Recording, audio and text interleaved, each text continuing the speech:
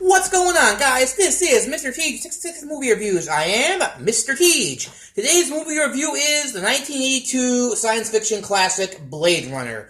Being how the new one comes out this week, I figured it's the best time to take a look at may very well be one of the greatest science fiction films ever made. It stars Harrison Ford, Sean Young, and Rutger Hauer. The plot, well, I'm sure you've probably heard of the plot. Actually, maybe you haven't heard of the plot, but it concerns replicants, robots created to resemble humans. They're given memories, but their lifespan is limited to 4 years. And after 4 years, they might become dangerous, and develop their own emotional, instincts and stuff. So special police squads called Blade Runner units are sent in to kill them, or as they say, retire them. This is not called execution. This is called retirement.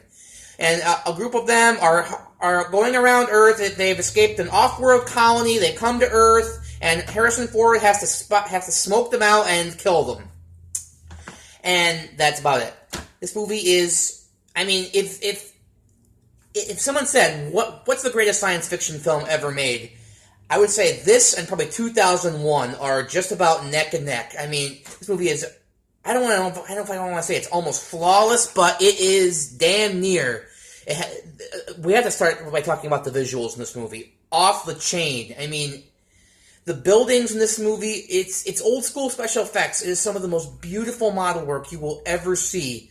It has almost an animated quality to it. Like when you see the flying cars going over the buildings, it's both real and unreal at the same time. It is absolutely beautiful. CGI has just never come close to recapturing what this movie has to offer. It is one of the most copied films ever made. To this day, if there's a future city in a science fiction film, like, The Fifth Element, I, Robot, basically any time there's a future city, it copies Blade Runner, whether it realizes it or not. The world of this movie it's got a film noir, sort of detective movie aspect to it, and science fiction sort of molded together. And that's become kind of sort of commonplace nowadays, but when this movie came out, it really wasn't that common. This movie tanked at the box office, because that was the summer of E.T., and it just, E.T. just steamrolled over absolutely everything. So, but of course, as the years have gone on, it's become a cult film, and now it is,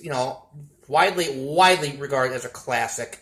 The performances are all fantastic. Harrison Ford is just great. World-weary, cynical. This isn't like, Han Solo or Indiana Jones. He'd done those two characters before, and I think that's probably a big reason why this movie tanked, is because, everyone was expecting Star Wars or Indiana Jones, and this movie is not at all. Deckard is, kind of burned out. He's not as good as he used to be. He's past his prime. Without giving anything away, he only survives a couple of skirmishes in this movie by sheer dumb luck, or just, characters, developing sympathy. I don't want to give anything away. Sean Young she's good. She's okay. There are a few times where she's a little wooden. I guess that's one of my nitpicks. She's a little wooden sometimes.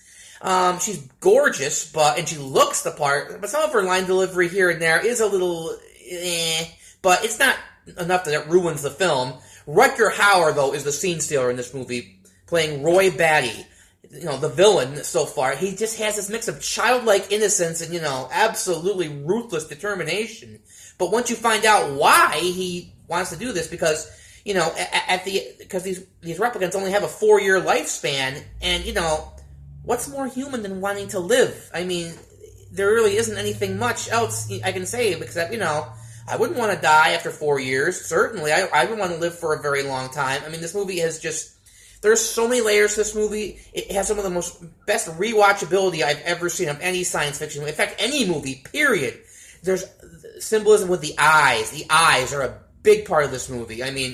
There's constant references to eyes, and eyes are the windows to the soul. And it's very true. This movie has a lot of eyes. There's also corporations, are all over the place. There's blimps, there's, ads for Coca-Cola. Nice to know Coca-Cola is still around in 2029. There's just rampant consumerism everywhere, and it just feels like it's coming down on you, looking down, and stuff like that. And so that's very good. If I had to come up with a flaw in this movie, boy, that's a hard one.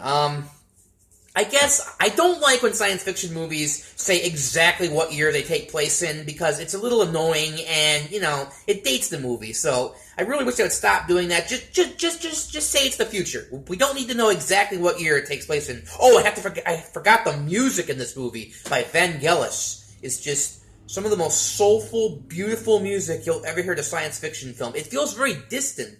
It feels very often, you know, you can barely hear it. And it's so subtle, but it's so beautiful and just amazing to watch. Let me see, I have my notes here. I forgot. I did take notes watching this movie. You know, rampant overpopulation is another big theme in this movie. People are just squirmed in together, like, you know, there's no room to move. There's no room to breathe. There's no room for anything. I mean, it is just out of control. You know, the Tyrell Corporation looks like basically a pyramid. Like, it feels like it's above everything else. I mean, just fantastic visuals in this movie. Yes, I've said that about 1,000,000 times. Another thing, humans are very cold in this movie. Like, I've noticed that watching it again. I mean, you know, they are worse than any of the replicants. The replicants, as I said, just want to live and survive. Excuse me. And, you know, humans treat each other like shit. They betray one another. They, you know, extort each other. Not extort, but they bribe each other. I mean, it is just... Humans are douchebags in this movie. I can't stand the people in this movie.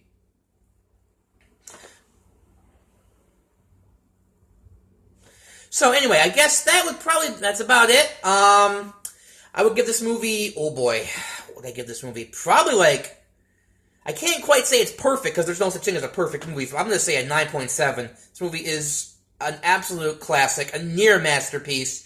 You know, if you are into thought-provoking science fiction, you should absolutely check this out. I mean, it has a much slower pace to it than a lot of modern films, so, you know, it's not cut.